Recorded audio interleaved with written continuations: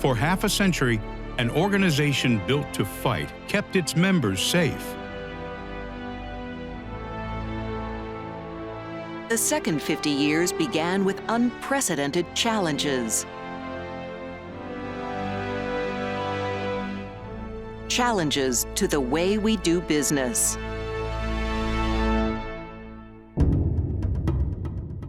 When the pandemic hit, we could not meet face-to-face for 2 years. There was just so much that was unknown. I mean, you're talking about shutting down. Businesses were shutting down, that nobody was on the road. The challenges that we face are tremendous. Even to our role in the economy's future. The UAW provision is just proof that we'll always be under assault. It's astonishing. To even mention the fact that you're going to have a different value system set upon certain brands over others. But that's why we're here. AIADA members understand the stakes and what it takes to prosper.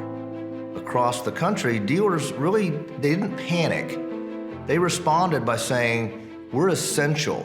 These 52 years of fighting, we're really good at it, and we don't like to lose. It's the best insurance policy I can have for my car dealership.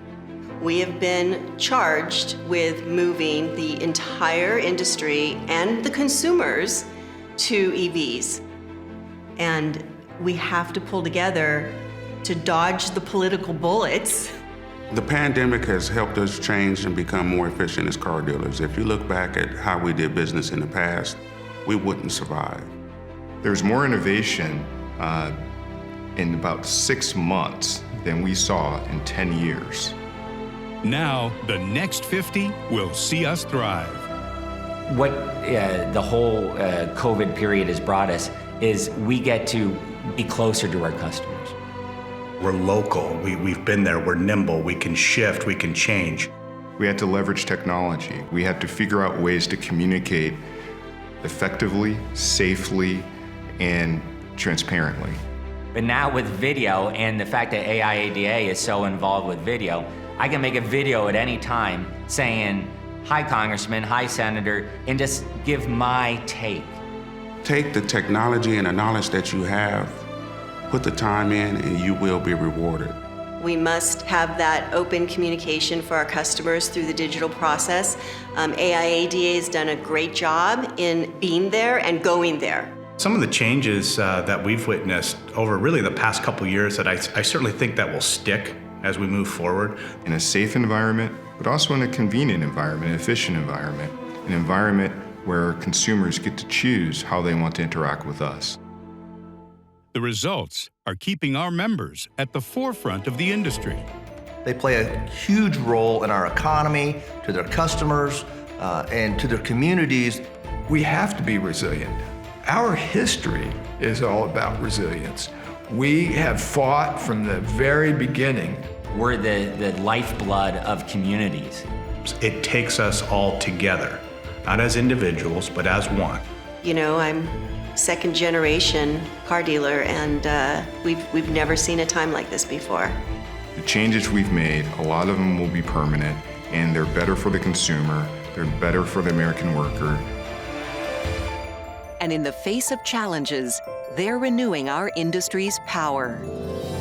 Among the services, the vital services that AIADA provides is the Economic Impact Report. I've been in this business all my life, and I read this stuff every year, and I thought, oh my God, what a difference we make. We want to be part of this future, and we're going to be the ones that drive it. Being able to marry all the resources we've taken from COVID and coming out of that to go forward, we're stronger than ever. I remember one time I went on the Hill, talked to my congressman, saw him in my local city, and he still remembered me. The awareness is so important. And that's where AIADA has been shining brilliantly. And now is the time. Innovation, technology, it's all come together. It's the power of investing in America. We call ourselves the International Auto Dealer Association, but the very first word in that is American. Participation in AIADA is an investment in your family, it's investment in your business, and clearly it's an investment in the United States. AIADA is more valuable than ever. Because we're also investing in each other. We're all together. We're invested in one another as an industry, as a dealer body, and that's our strength. And it's always growth, it's always prosperous, it's always for the opportunity to make it better for everyone else. If you are not a member and you want to be a part of something great, this is an organization to do it in. This is the best time to be a car dealer, and this is the best time to be part of AIADA. To me, AIADA are the guardians at the gate. This is what we do, this is who we are, this is what we're built for. Let's go.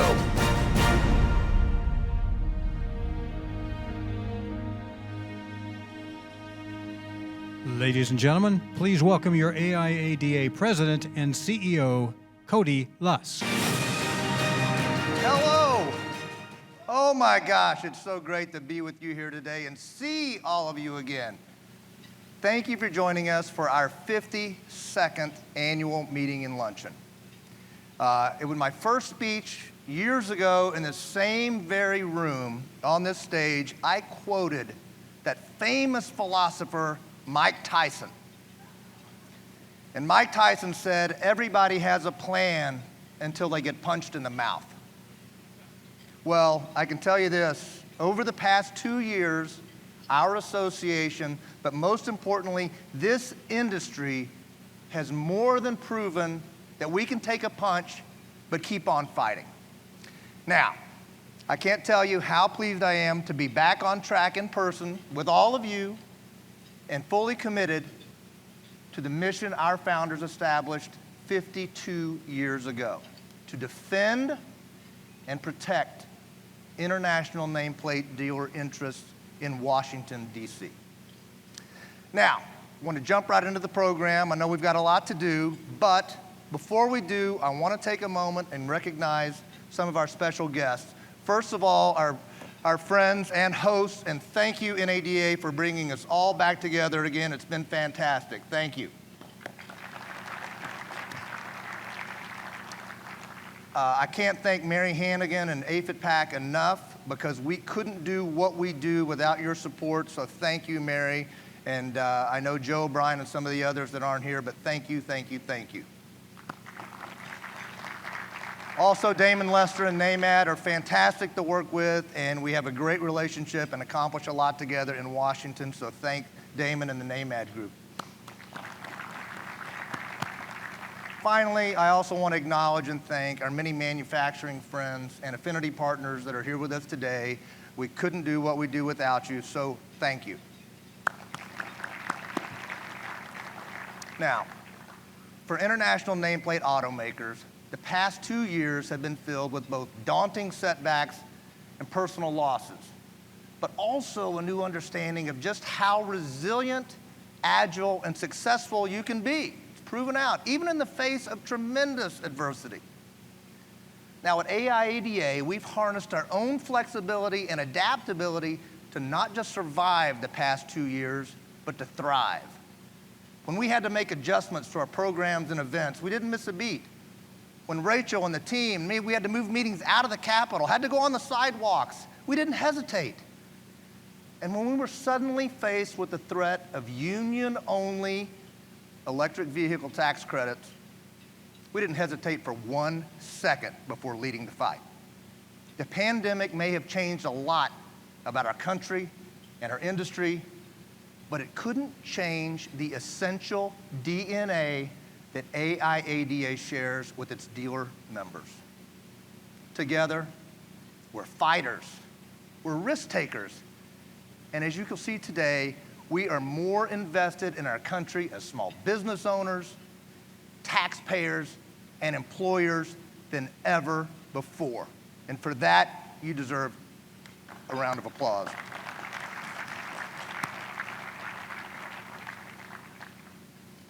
Moving into today's program, we have a lot to get to, starting with the look back at Steve Gates' year as head of our association. He'll introduce our 2022 chairman, really a guy who could not have a better resume for the job, John Connolly of Ohio. And finally, we'll hear directly from Dave Gardner of American Honda, an automaker that has reached new heights by investing early and big in the U.S. But first, I want to take a moment to honor and remember the accomplishments of 4 of AIADA's former board members who we lost this past year. They believed in AIADA, its mission, and most of all, the community you see all around you today. We will miss them and the passion they brought to our organization. They are Ted Connolly of Ohio, Jim Peruto of Pennsylvania, Larry Cull of New Jersey, and Fritz Hitchcock of California. Now, if you would please join me in a brief moment of silence to honor these truly great Americans. Thank you.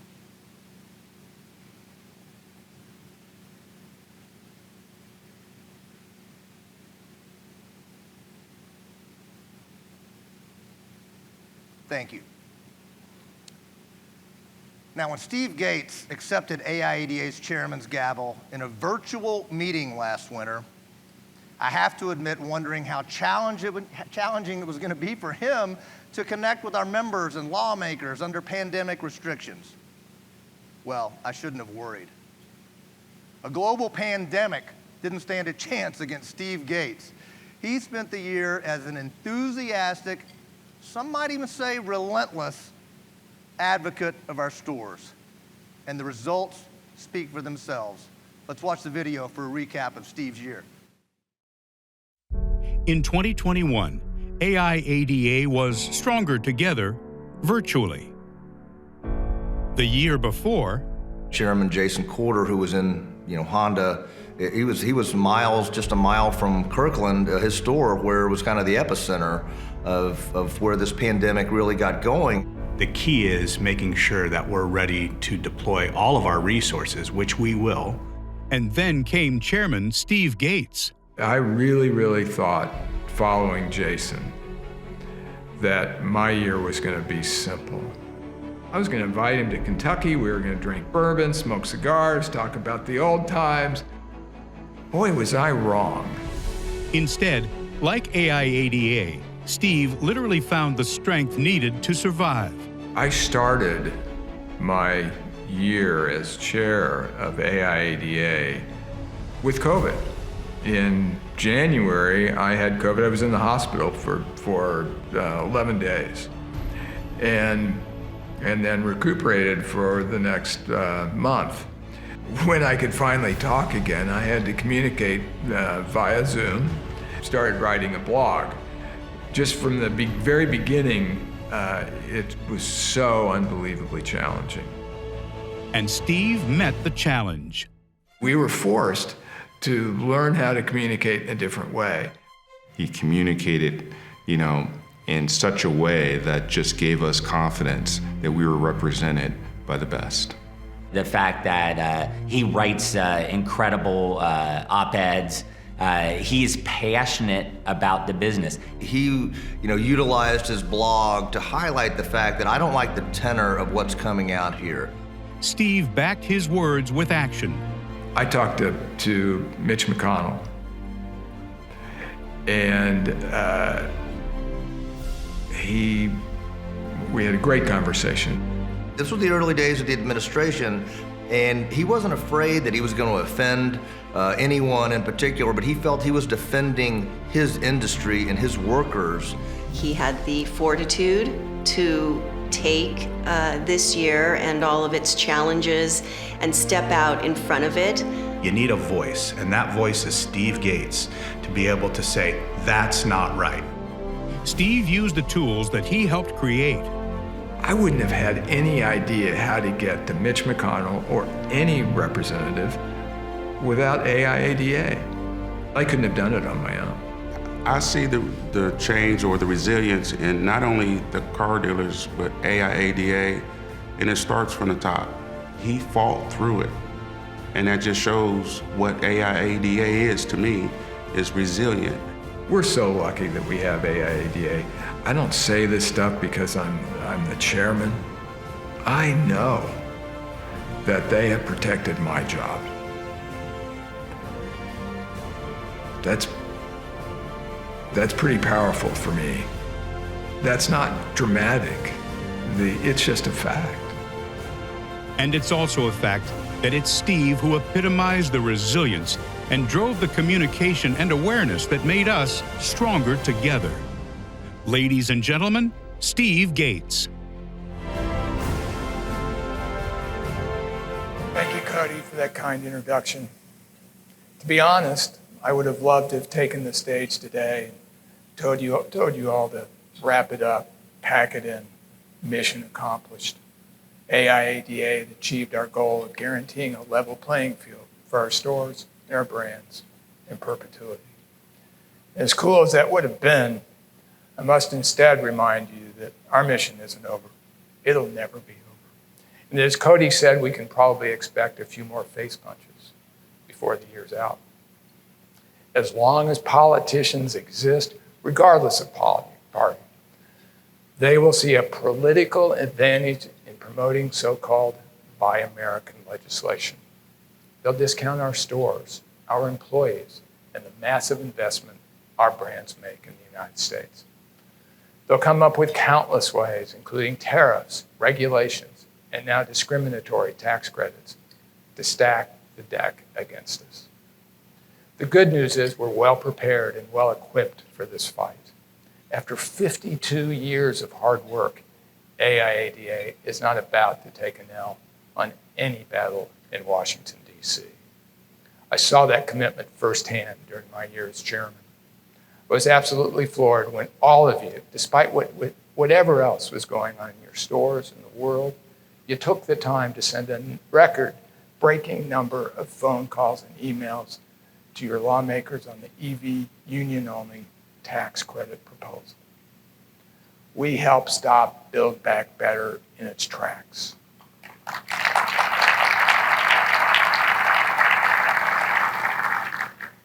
But in all likelihood, this isn't the last union preferential policy we'll see over the next few years. As long as those in power are funded by unions, our brands and our stores will be targeted. Fortunately, we have plenty of evidence of the good, high-quality jobs that our side of the industry generates. And we're very comfortable carrying that message to Capitol Hill. AIADA is an association like no other. We're narrowly focused on just one issue, your stores. I've been incredibly proud to lead us through this, sometimes rocky year, because it showed me what a special group of dealers we represent. Those of you in the room today are truly the ones that never sit out a fight, never assume someone will pick up the slack, and never take our success for granted. You know the fight will never be over, and that doesn't, not for 1 second, dissuade you from fighting on. For that, I'm thankful. My time as chairman may be coming to a close, but I'm certainly not calling this a day. I want to leave you with one thing. Wherever the fight takes us next, I'll be right there by your side, and I will always have your back. Thank you.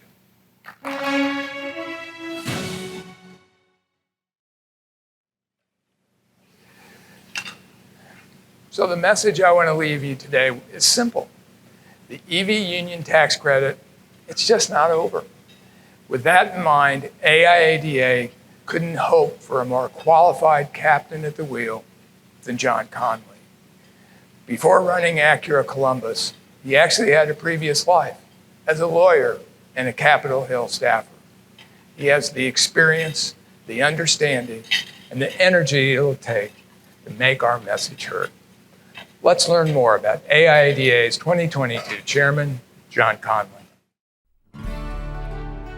John Connolly of Cincinnati, Ohio, got a pretty good start in life. My dad was a car dealer, originally a Volkswagen dealer, along with my uncle. And they were on the original Volkswagen Advisory Dealer Board back in 1970 that eventually became AIADA. He had a lot of different franchises, and so I grew up with the business. And I loved the business, and I always wanted to be a car dealer. So I grew up with my dad coming to Washington. He even was the treasurer for the Political Action Committee. It was so fascinating. I loved it. And in fact, from that moment on, I was like, I want to do everything I can to support international automakers. There's pretty much no one else you'd ever meet who would say that. So I got so involved. I became a congressional page during my junior year in high school. And I worked on the floor of the House of Representatives. And ended up going to college at Georgetown, and then off to law school at University of Cincinnati. Got my law degree. But always in my mind, I was really hoping to become a car dealer. My wife and I met in Washington, D.C. I was living on Capitol Hill, and her roommate went to Georgetown with me. So we went to a Georgetown party and met there and been together ever since. And I finally finished as a legal counsel on a Senate subcommittee for the Labor Committee. And so I did that and then moved back to Cincinnati and opened up my own law practice, which I still have today. Did that for a decade. And eventually my dad decided to retire. And so he was selling his stores, and then I had an opportunity to buy a store. And so I took that, and sort of the first thing I did was, got the letter for a fly-in to Washington, D.C. with AIADA, and I had grown up going to AIADA events.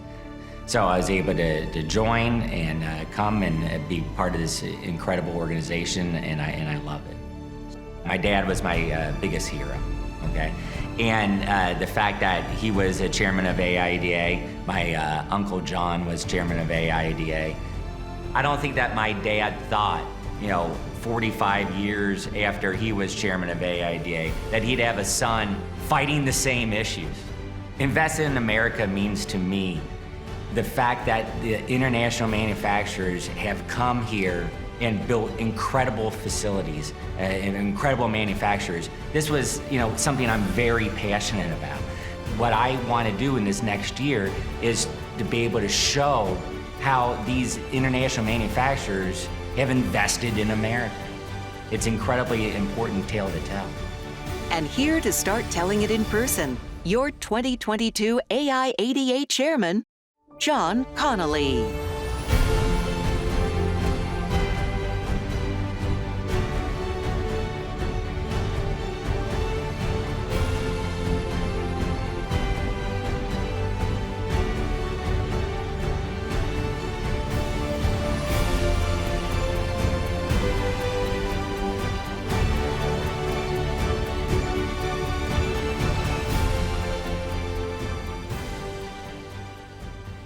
I like to keep words short and to the point, especially when the topic is as easy to me as why AIADA is important to all international nameplate car dealers and manufacturers.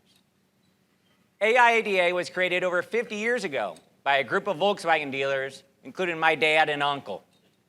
Back then, our government was debating the Trade Act of 1970, and it included provisions to undercut the international automotive community. Much like our government had done in 1964 with the infamous chicken tax that imposed crippling tariffs on the importation of light trucks that still exists. 52 years later, and our government is up to the same business-killing, short-term thinking shenanigans. 4,500 additional tax dollars to give to purchasers of only union-made EVs? This is not the radical idea of some small minority of our government. It is part of the current administration's platform. Thank goodness for the leadership and support of AIADA and their allies. The mission of AIADA is not partisan. We look for friends wherever we can find them. Back when my dad was chairman of AIADA, he could rely on people like Tip O'Neill and Bob Dole.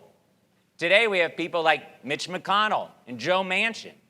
It doesn't matter as long as we can find people that accept common sense. Twice I've had the opportunity to be the chairman of the ACRA National Dealer Advisory Board. In that experience, along with being on the board of AIADA, has highlighted to me the huge contribution international automakers have made in manufacturing in the United States. You know, there are currently 31 manufacturing plants producing vehicles, batteries, components for international brands here in the United States. Those plants, along with 72 R&D facilities, 39 headquarters, continue to employ 131,000 Americans. And that doesn't even include our 9,400 dealerships and 542,000 dealership employees. These manufacturers and our dealerships all create good, stable, well-compensated jobs that are not represented by a union. That is a choice that workers should make for themselves, and our government should have the decency to respect it. The bottom line is simple. Every single one of us in this room is invested in America. Our government should support our mission rather than trying to derail it. A good example of how passionate I am about our brands and investment was when I decided to fly off to Tokyo on my own dime in the hopes of the chance to sit down with a Honda executive. Fortunately, I was given the opportunity, and I was able to tell him firsthand how much Honda has meant to Ohio. Back in 1979, they opened an automotive plant in Marysville, Ohio, in the middle of a cornfield. And 40 years later, they have grandsons and granddaughters of the original factory workers proudly wearing the Honda and Acura logo on their uniforms. Honda is responsible for over 15,000 excellent manufacturing jobs just in Ohio. From a room in Japan, their dream of opening a factory in a tiny town in Ohio worked out. There are now 3 generations of families that have had wonderful careers because of the Honda dream, and many more to come. Small towns across the country, from California to Indiana to Ohio to North Carolina, South Carolina, Alabama, Georgia, all proudly host Honda and Acura workers. I am sure the same story can be told to Mercedes, BMW, Volkswagen, Hyundai, Toyota, Nissan, and many other manufacturer executives about all the people that depend on and love their brands in communities across the United States. It is a wonderful story, and I want to be sure it is told. All of these companies are invested in America to the tune of billions of dollars in spending each year to build new manufacturing plants and provide hundreds of thousands of great jobs. Don't we want companies to invest and bring manufacturing jobs to America? Isn't that why America is the country it is today? Of course it is. So why would our government attempt to hold these companies back? What is next? Tax incentives to purchase only union-made televisions, washing machines, furniture? You bet it is, if we don't educate and convince our legislators that this type of legislation is self-defeating and anti-American. Thank you. I am so proud that AIADA and the international automotive community immediately rallied to beat back this proposal and help protect Americans. Rest assured, we will not back down from this fight, not now or any time in the next 50 years. The work done by the AIADA is crucial to protecting our businesses. Please continue to support AIADA and spread the word that joining the cause of AIADA is as important as anything else you can do to protect the future success of your business.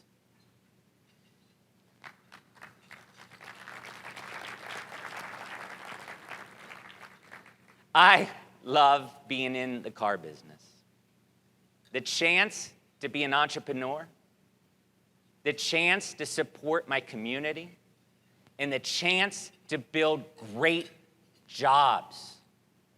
And I am a huge fan of car dealers, especially all the great leaders I've had the chance to meet in my association with the AIADA. I will do all I can to live up to the legacy that they have built. I am excited for the challenge and very thankful for the opportunity. Thank you very much. Thank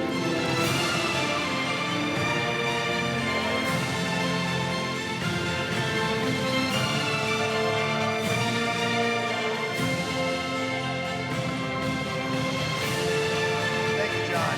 How about another round of applause? We are clearly in great and energetic hands for the next year. So thank you, John.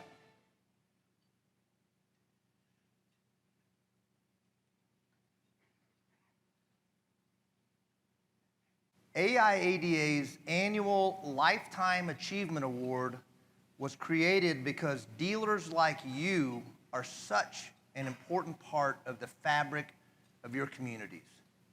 You provide untold support for your employees, communities, and our industry itself. To recognize an outstanding dealer who embodies the very best our industry has to offer, AIADA's board named our annual award after legendary St. Louis dealer Dave Mungenast, a man who ran a successful group of dealerships, but he's best remembered for all he did for those around him. This year's recipient of the Mungenast Award is no different and is a true industry icon. Let's roll the video, please. Every year, we American International Auto Dealers recognize the lifetime achievements of somebody who epitomizes the qualities of our late and legendary leader, David F. Mungenast Sr. This year, it's a genuine industry legend, Mike Maroney. He's a visionary. He knows more about markets and market dynamics than anybody that I know. The direction it's going, the technology, but also all the different aspects of automotive retailing. He's somebody that you'd want to emulate in business yourself and look up to. And he's someone who's going to pass along everything he's learned from one generation on to the next.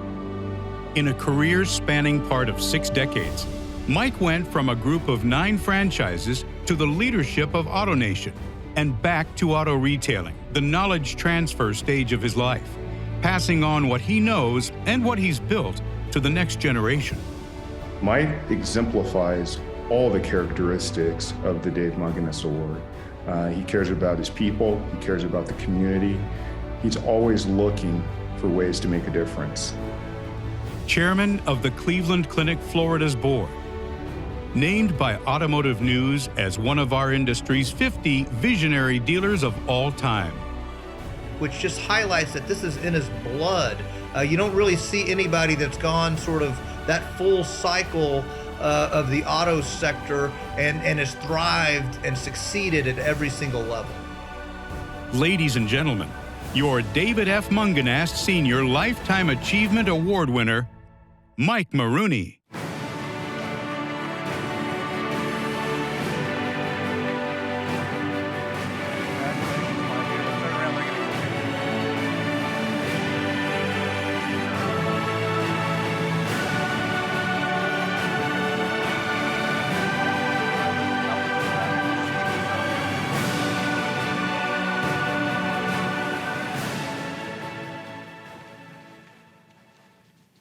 They told me I could have up to an hour and a half to speak to you, so I prepared some very copious notes. But what an honor to be here. What an honor to be part of this industry. I can't tell you how humbled and proud I am. I never met Mr. Mungenast. I wish I did. Everything I've heard is he was a remarkable, remarkable person. I want to thank a number of people. First, Cody, thank you for the warm introduction. Anthony Brownlee, thank you for nominating me. I am beyond honored. And when he called to tell me I was a winner, we just had the birth of our 3rd grandchild, and the winner fit underneath that. That was a nice award, but the grandchild was even more important, but it was very special. I also have a group of friends that flew in that are not necessarily automotive, little automotive, that flew in from Florida just to be part of this today, and I am beyond grateful for that. And sitting in front of me are my business partners. So our model's a little bit different now in that people that run our stores have equity, they are true partners, and I would tell you I accept this award on their behalf because they're the ones that do the heavy lifting. I also want to thank my beautiful wife, Monica, who has been tortured by my entrepreneurial skills and continues to hang with me and persevere and support me every way she can. I also have 3 family members in the business, one of whom could be here, 2 of whom couldn't for a very good reason. And the first is John Hochter, who's sitting in the front, who's my nephew and CFO and a full partner with me. My other partner is William Knowles, who's my son-in-law, but his wife, our daughter, is about to deliver a baby girl, the first baby girl in the family, so he gets a hall pass. The third family member, Alex Demorigin, just had a baby, so the pandemic was very good to our family in terms of generating grandchildren. I'm not looking for another one. I think they've done just fine. Lastly, I want to express my never-ending gratitude to somebody that's not here, and that's my dad. He passed last year at 98 years old, but I would tell you, he was the best partner, the best mentor, and the best dad. I believe he's watching today. And I just want to quote something from Edsel Ford, and it says, "My father gave me the greatest gift anyone could give. He believed in me." So, thank you. So, lifetime achievement is kind of an unusual thing because I think I'm only halfway done. I'm 68. I think really 135, 140 years old will be just fine. I have Lebanese blood. We live a long time. But I look back on some of the chapters, and like many people in this room, I'm a second-generation dealer. I literally been hanging out in car dealerships since I was 2 years old. Being a partner with my dad was incredible, and we built a great business. I was the youngest Ford dealer in the country in 1977. We were the largest GM and Isuzu dealer at some point in time. That was a great chapter. Later was one of the founders of Drivers Mart, which you probably don't remember. It was along with Don Flo and Joe Serra. But it was with what I call the household names in the industry: Carl Sewell, Bert Bachman, John Bergstrom, Don Flo, Jeff Pahanka. We just had an incredible group of people in a concept that later got gobbled up by a little retailer named Republic Industries. So Drivers Mart is what really introduced me to Wayne Huizenga. And what a ride it was. I was employee number 2 at Republic Industries. When I left, there was 26,000. Most recently, Republic Industries, now known as AutoNation, generated $2 billion in EBITDA on a trailing 12-month basis. So we built something that was quite controversial. It was a lot of fun. It was fun being with Mike Jackson, Steve Berard, and of course, Wayne. But that chapter came to an end after 18 years. And what's really neat about our community in auto retail is even after being on what some people refer to as the dark side with the consolidators, I was welcomed back. Joined the Cox Automotive Board, first retailer on that board, and I learned a ton about how big family businesses work and how the culture that we tried to build in our stores was available in a gigantic multinational company. I then, just to stay controversial, got an opportunity to serve on this little company called Carvana. And I'd appreciate if you didn't throw rolls at me when I say Carvana. But for me, it's a front row seat into the future. I'm not saying Carvana's going to take over the world, but I am saying that they're the first to be able to really use e-commerce to sell with no brick and mortar retail footprint. And it's been wonderful. I learn every day. But the real learning I have today is in the 6 stores that we own. No, it's not 300 stores like AutoNation. No, it's not selling 1 million or 2 million cars like Carvana. But I work with men and women who really care, who have bought into our culture, what we call the culture of caring, who have bought into our responsibility as owners is to help other people be successful. That's what we think about, that's what we practice, and that's what's happening. And I'm grateful to these teammates here that have made that happen. What's been really great is after 2 years being away, of coming back and being at this convention and seeing my brothers and sisters, as I refer to them, my brethren, people that have the same passions for their communities, people that have the same passions for this industry, people who have weathered unbelievable storms, and just heard some great presentations. My friend Jason Stein, sitting in the front row, who has a Sirius radio show, presented kind of a contrarian view of EVs, and just learned a ton from that. But the presentations have been relevant, the discussions have been great, and it makes me very, very proud. So here's the reality of being an auto retailer. For the last 40 years, they've talked about us being extinct some days, that we live in an old world, in an old school. We survived, helped by this organization, the Japanese imports when the big three were under pressure. And what happened? We got better products, we had better partners, and today, just great manufacturers. And then you can go into the gas shortages and how that just rippled through the industry and flipped everybody on their head. And then you go into CarMax, big bad CarMax, the big box retailer. They're going to come in and take the world over. Didn't happen. And then came AutoNation. I signed my deal with Mr. Huizinga, and the next day, or the next week, I went to NADA.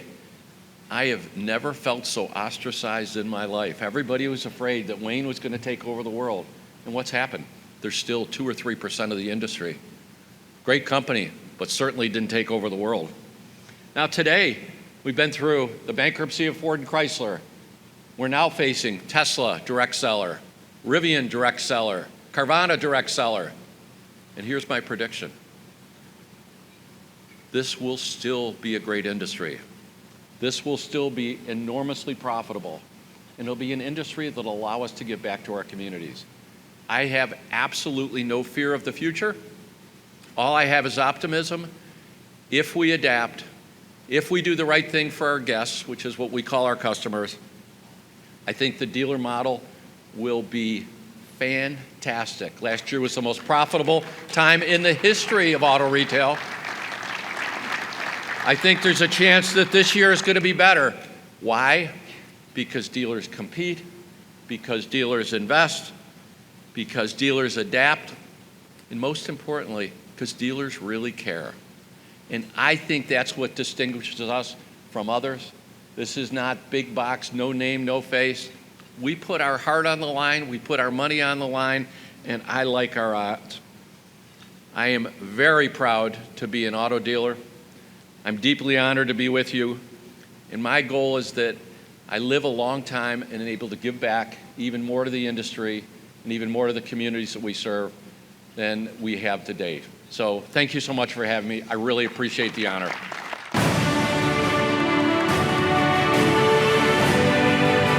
And now, ladies and gentlemen, please welcome back to the stage AIADA Chairman John Connolly.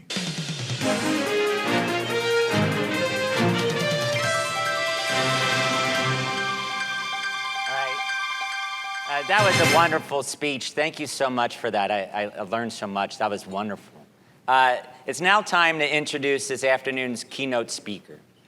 Dave Gardner is the Executive Vice President of National Operations and General Manager of Automobile Sales of American Honda.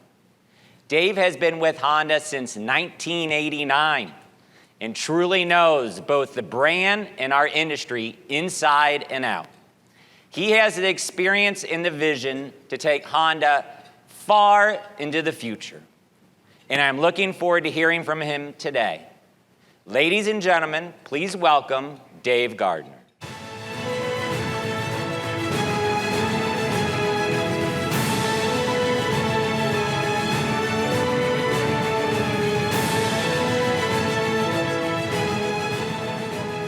Well, thank you, John, and hello, everybody. You know, John's an incredible Acura dealer and an influential member of our dealer advisory board, which makes his willingness to take on the additional responsibility as chair of the AIADA all the more meaningful. And in that spirit, I thank all of you for your commitment to this important industry association. In particular, I appreciated John's remarks earlier regarding the value of AIADA and its individual members. And he's bang on in explaining the opportunity that's before us. And hopefully I can offer some further perspective on that today, with a particular focus on how we have the potential to offer consumers and society critical new value as members of the international auto industry. But I want to begin by telling you how very proud I am about how together we have worked through the unprecedented challenges of the past 2 years, as individual companies and as an industry. I know that our production associates at Honda have been just unbelievable, working through the challenges of the COVID shutdown and now the supply shortages that we've had to deal with. And I've really been impressed with the strong sense of collaboration between our associates and our dealers, particularly our dealer advisory boards. The way that the groups communicate back and forth has really been one of the things that has enabled us to get through this. And I'm sure that it's true across all the OEMs and all the dealer networks. Now, the supply chain will continue to be bumpy for the remainder of the year. We have inflationary pressures, rising costs to worry about in terms of their impact on the customer. But true demand should stay robust, and like the rest of the industry, we continue working to manage these short-term impacts, all while preparing ourselves, our dealers, and our customers for the transition to an electrified future. Now, it's great to be here with you today because whether at a group event like this or an individual visit, I've always loved the dealer interaction. Although I have to say, I got off to something of a shaky start. I came to the industry in Canada with the old American Motors. And I will always remember my first dealer visit in April of 1986. Now, my boss told me that the way to interact with the dealer was to demand 2 orders before commencing any dealer business. Now, some of you may not be aware of this, but back in those days, all our orders were written out by hand. So on my first call to an AMC dealer east of Toronto named Grant Menzies, after the niceties, I said, "Grant, now before we get started, I need 2 orders."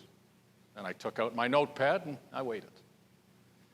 And after a bit of an uncomfortable pause, Grant said to me, "So Dave, you want 2 orders? Here they are. Get out and stay out." Now, Grant was able to keep a straight face for about 5 seconds before he burst out laughing, picked up the phone and called my boss and said, "Got another one." So you could say that my understanding of dealers kind of grew from there. You know, the room is populated with retailers, and viewed in that context, we're all competitors. Increasing volume and market share is what we live for. But from the perspective of industry and societal issues, we really aren't competitors. We all have the same concerns to deal with. As I see it, our strength as AIADA is what we think together, not what we think differently. And there are a lot of things we think together these days, maybe more than ever. You know, from the first time that I became involved in government relations matters affecting our company, I've experienced how many in government view the Detroit legacy automakers as the industry and look to them to speak on behalf of the rest of us. You know, in Canada, there's 5 companies that build vehicles. It was always like the Detroit legacy brands were the ones that people listened to. And here in the US, that's still true as well. But consider this, that later this year, Honda will celebrate 40 years of auto production in America. And since that time, some 13 other international automakers have followed Honda, establishing their own auto plants in America, supporting nearly 2.5 million jobs and $92 billion in investment. So if we look at the last 4 decades, from a manufacturing perspective, from a sales perspective, a dealer perspective, in fact, any perspective, international brands are responsible for most of the growth in investment and employment in our industry. We like to ask, what if Honda and all of the international brands now creating products in America didn't exist? Consider the value all of our AIADA member companies have brought to American consumers, to American communities, and to the U.S. industry over the past 40 years. And we should use the equity that this provides us, the voice it gives us collectively, to take the lead on things our industry needs to address in the next 40 years. That is a critical role for AIADA, taking a collaborative perspective on issues that impact us and how we can positively impact others. Our industry is heading toward an electrified future faster than any of us could have imagined just a few years ago. But it's important to remember the real objective. For Honda specifically, our goal is to achieve carbon neutrality by 2050. That's zero emissions for our entire business, both products and operations. So let's be clear that when we talk about electrification, our shared objective is not to change what's powering a vehicle from an internal combustion engine to batteries. Our mission is reducing greenhouse gas emissions to address global climate change. And fighting climate change is daunting enough. Advancing EVs expensive enough without adding additional barriers to getting EVs on the road. You know, I got to tell you, as a Canadian, the notion that a customer should earn an additional $4,500 credit only when buying a car or truck built by union labor is lost on me. Holding up the work of one American auto worker is more valuable than another is, well, simply un-American. This kind of favoritism and picking winners and losers also punishes America's most fuel-efficient companies. So when it comes to the U.S. auto industry, I say let's fight climate change, not one another. And that's why, along with AIADA, we've been asking for your help to ensure equal treatment of consumer tax credits for electric vehicle purchase. And the willingness of dealers to be vocal about the real-world impact of such legislation is tremendously helpful when advocating on Capitol Hill. Now, looking to the future, clearly the transition to BEVs is accelerating rapidly. And so much of the focus has been on government requirements and OEM announcements, where it sometimes feels like some sort of competition to see who's coming to market first or can claim to be investing the most. But in our view, not enough attention has been focused on the customer, particularly the ownership journey. Now, certainly the focus on EV consumer incentives is a reflection of this issue. But the dawn of electrification and the parallel advance of digitalization is bringing change that we all need to reflect to our businesses. Focusing not just on the hardware we are making, but on the overall customer experience that we can create from vehicle acquisition through ownership and ultimately repurchase. Now at Honda, we recently announced a global plan to advance our business from a focus on producing and selling hardware, like automobiles and motorcycles, to combining hardware with software and services to increase the value we offer to our customers. This new value will represent a point of departure from the traditional way of business. And not only for OEMs, but dealers as well. Now, other industries made this transition years ago. Heck, my first job out of university was selling used computer equipment. Now, what I couldn't understand is that we'd go and install an IBM tape drive on a customer's existing system. IBM got no credit for the sale, but they had no problem selling the company a service contract afterward, because they'd figured out all those years ago that the hardware just opened the door to the additional revenue streams. Now, as I began preparing for these remarks today, I happened upon this article in the Atlantic magazine. I think you might find it of interest, because it comes to the conclusion that the secret to selling more BEVs is to bypass the auto dealers entirely.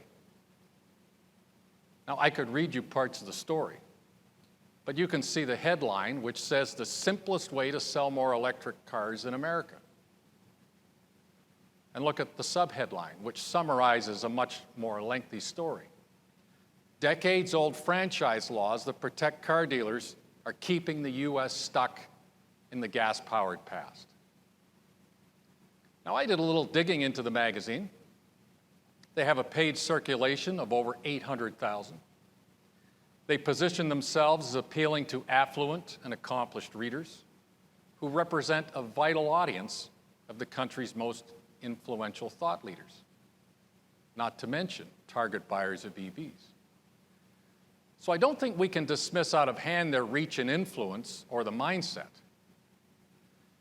While I fundamentally disagree with the premise, pardon my French for a moment, but it's horse manure, the story does illustrate key aspects of what new value is to the consumer as they enter the uncertainty of the electrified era.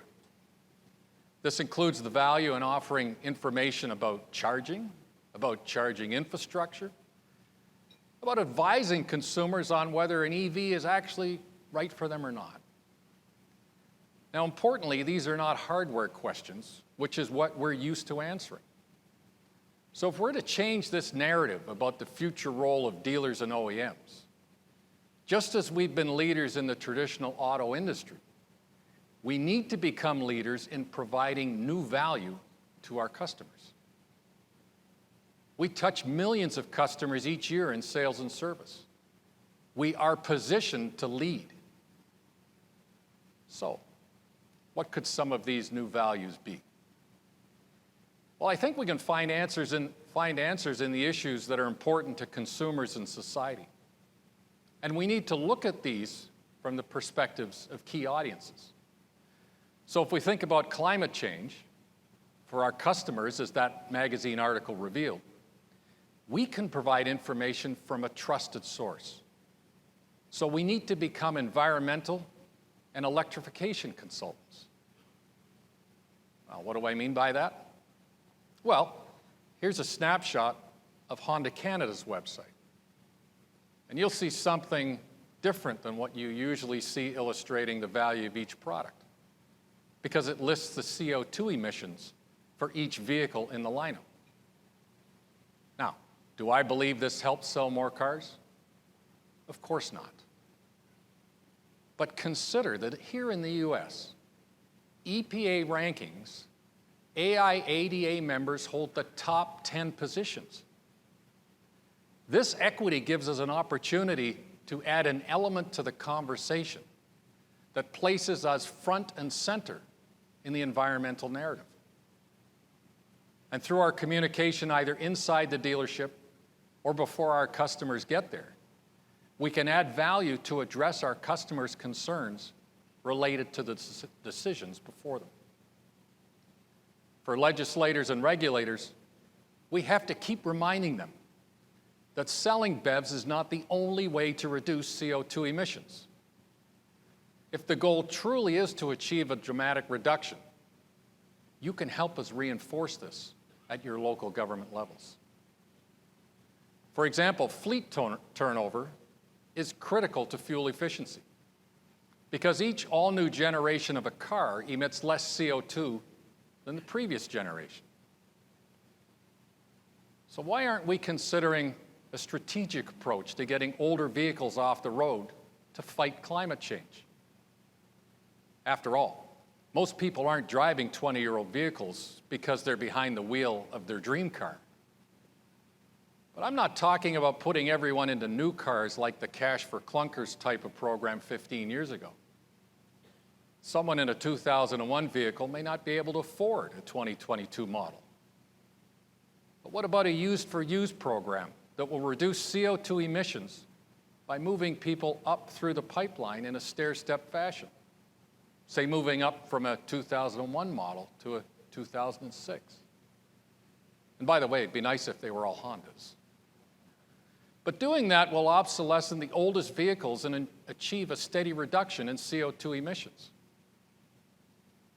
And this will have an added benefit, I believe. You know, the pandemic has brought with it an unexpected rise in the number of traffic fatalities, with the primary hypothesis that even though there were fewer cars on the road, the speed at which they were traveling is greater, leading to more catastrophic accidents. But I believe another factor is the age of many of these cars on the road. Now, most of us in this room are driving current model year vehicles that have the latest safety and driver assistive technologies, from automatic emergency braking and lane keep assist to things like backup cameras. I can tell you I have a 2002 S2000 that I drive on the weekends. And when you have to start driving for yourself again, man, it's tough. So just as I believe that we can provide new value by becoming environmental consultants, how about becoming safety consultants for our customers as well? I want you to think about our future, our kids, our grandkids, as was mentioned earlier.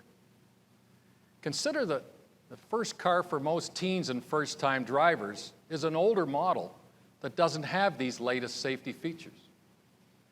Did you realize that traffic fatalities are the #1 cause of death amongst teenagers in our country?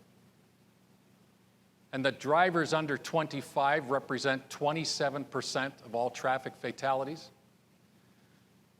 I can't tell you how many times I've been approached by a friend saying, "Hey, I need a cheap used car for my kid. What should I get him?" And you recognize that by convincing them of the safety benefits of a new vehicle, you may save their lives. So as you have surmised, I believe that creating new value for our customers is the path to a successful future. So let me conclude by sharing a point on how to create these new values that I've talked about and find others upon which we can lead.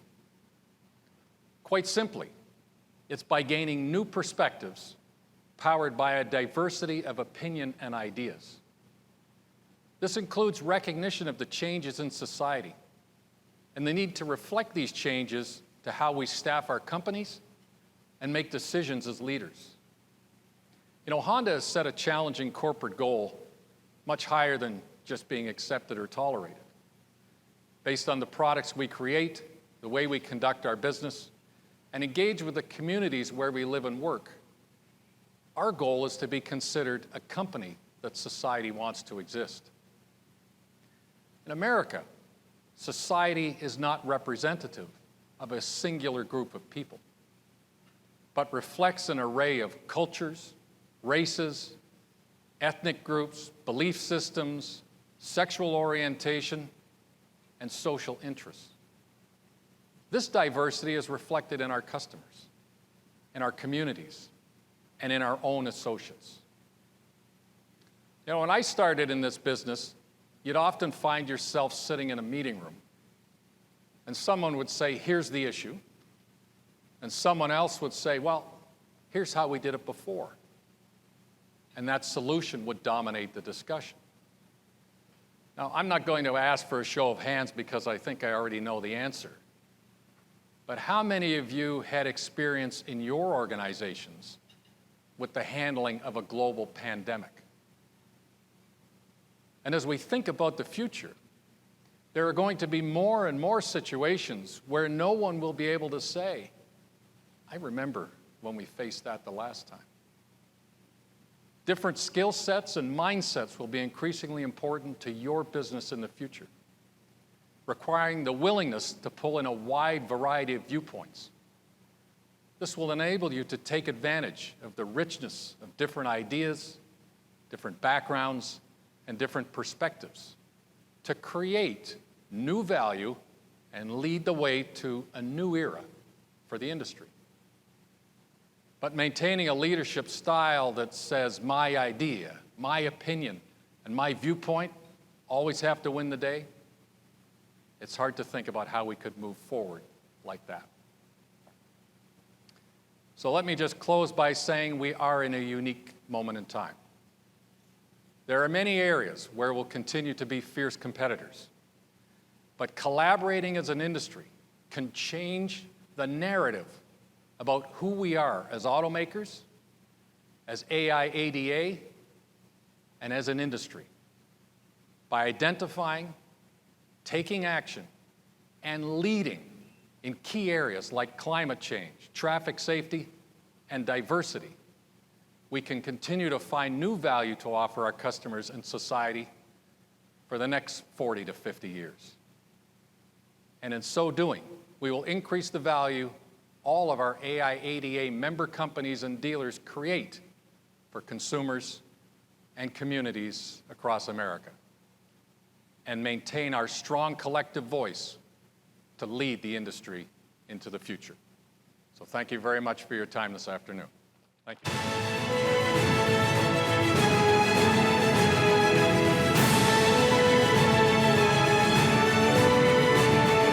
Another hand for Dave Gardner. Thank you, Dave. You've clearly given us a lot to contemplate over the next months and years. And as we heard today, we clearly have a lot of work cut out for us in 2022, and it's more important than ever that we maintain a loud and steady drumbeat in Washington, D.C. So with that in mind, I look forward to seeing all of you again in person in May at our annual fly-in. And you can find the information on your tables and outside. So thank you again for coming. It's so wonderful to see everybody. Safe travels. Thank you.